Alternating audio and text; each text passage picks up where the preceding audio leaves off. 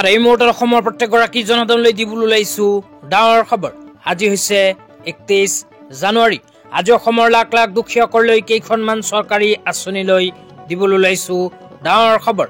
তো যিসকল মানুহে ভিডিঅ'টোত ক্লিক কৰিছে অনুগ্ৰহ কৰি ভিডিঅ'টো স্কিপ নকৰি প্ৰথমৰ পৰা শেষ লৈ চাই থাকিব, কিয়নো এইটো ভিডিঅ'ৰ মাজত PM কিষাণ আঁচনি 19 নম্বৰ কিস্তি 2000 টকা প্ৰদানৰ পৰা আৰম্ভ কৰি SHG গোটৰ মহিলাসকলৰ 10,000 টকা প্ৰদানক লৈ কেইখনমান গুৰুত্বপূৰ্ণ খবৰ আপোনালোকক প্ৰদান কৰিম।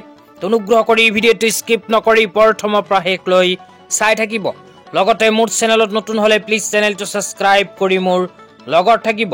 তো বলক ভিডিঅ'টো আৰম্ভ কৰি আজিৰ প্ৰথমটো গুৰুত্বপূৰ্ণ খবৰৰ বিষয়ে বিস্তাৰিত জানি লওক। আজিৰ প্ৰথমটো গুৰুত্বপূৰ্ণ খবৰ হল অসমৰ মুখ্যমন্ত্ৰী ডাঙৰীয়াই শেহতীয়াভাৱে ঘোষণা কৰা কেইখনমান গুৰুত্বপূৰ্ণ আপডেট লৈ।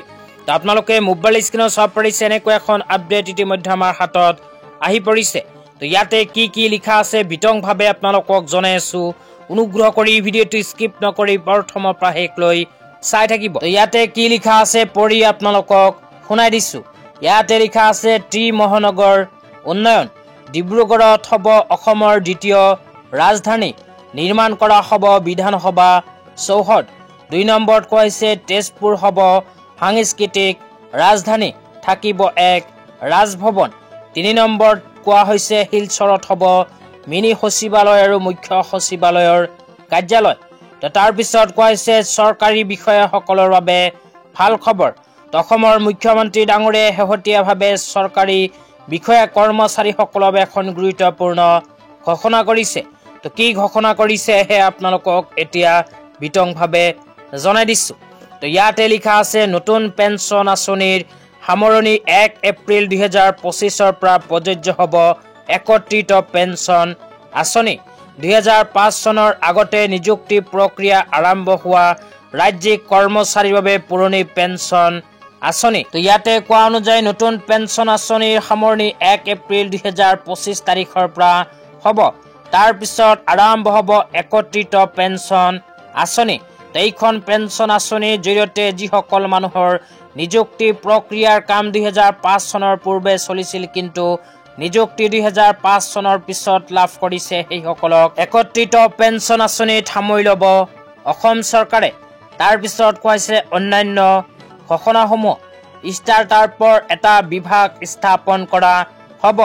অসমত ষ্টাৰ্টআপৰ এটা বিভাগ স্থাপন কৰিব অসম চৰকাৰে।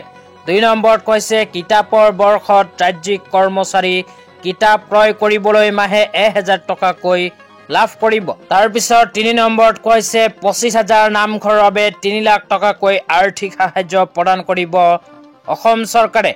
4 নম্বৰত কৈছে উদাসীন ভকতসকলক 1,500 টকা প্ৰতিমাহে প্ৰদান কৰিব মুখ্যমন্ত্ৰী ডাঙৰীয়াৰ চৰকাৰে। তো এতিয়া আপোনালোকক দিবলৈ ওলাইছো আজিৰ দ্বিতীয়টো খুবেই গুৰুত্বপূৰ্ণ খবৰ। অনুগ্ৰহ কৰি ভিডিঅ'টো স্কিপ নকৰি চাই থাকিব। তো আজিৰ দ্বিতীয়টো গুৰুত্বপূৰ্ণ খবৰ হ'ল PM Kisan আঁচনিলৈ।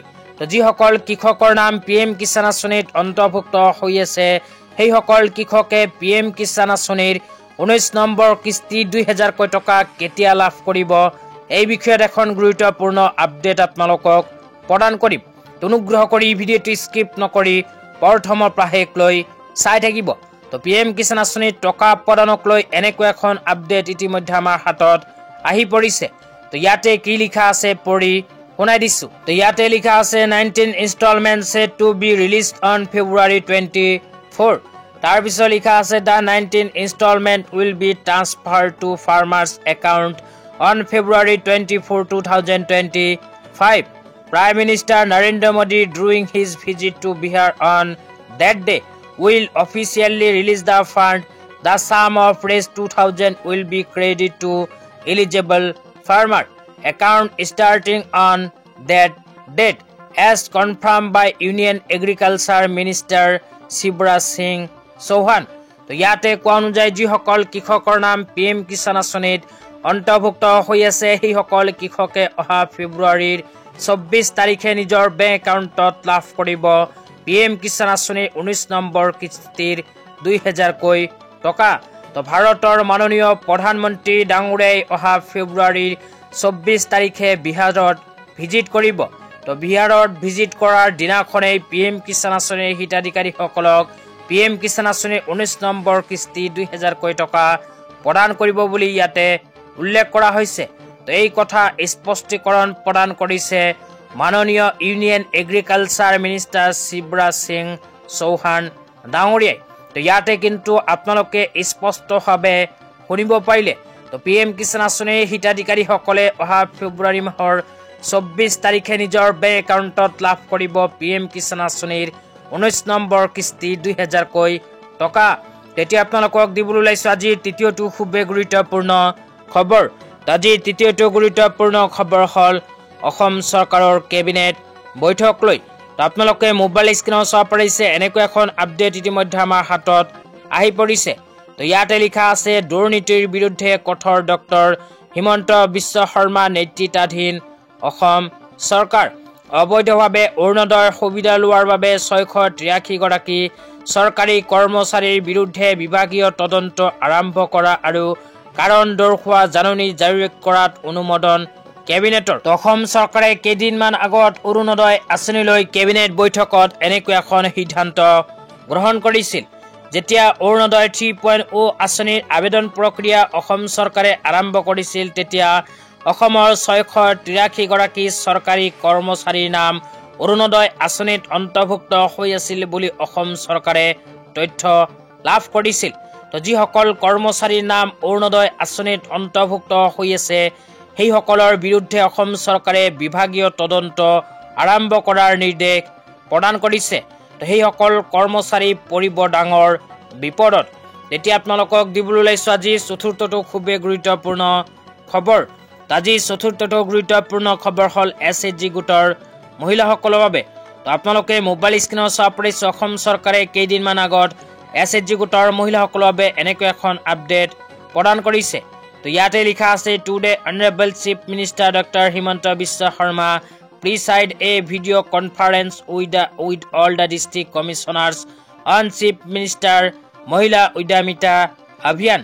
Under this scheme, women from each group, including active independent group, will benefit 10,000 initially. A total of 32,23,081 women has been identified as eligible for this scheme.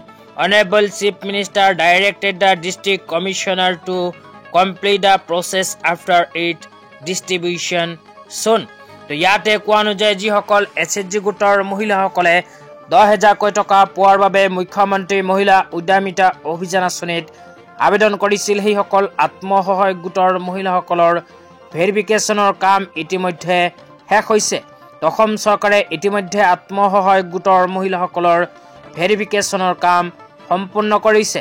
তো যিসকল মহিলাই ভেৰিফিকেশ্যন কৰাৰ পিছত এলিজিবিলিটি ক্ৰাইটেৰিয়াৰ ভিতৰত পৰিব সেইসকল মহিলাক অসম চৰকাৰে অহা এপ্ৰিল মাহত প্ৰদান কৰিব প্ৰথম কিস্তিৰ 10,000 কোটি টকা। তো আজি ইমানেই ভিডিঅ'টো চাই কেনে পালে নিশ্চয় এইটো ভিডিঅ'ৰ কমেণ্ট বক্সত কমেণ্ট কৰি জনাই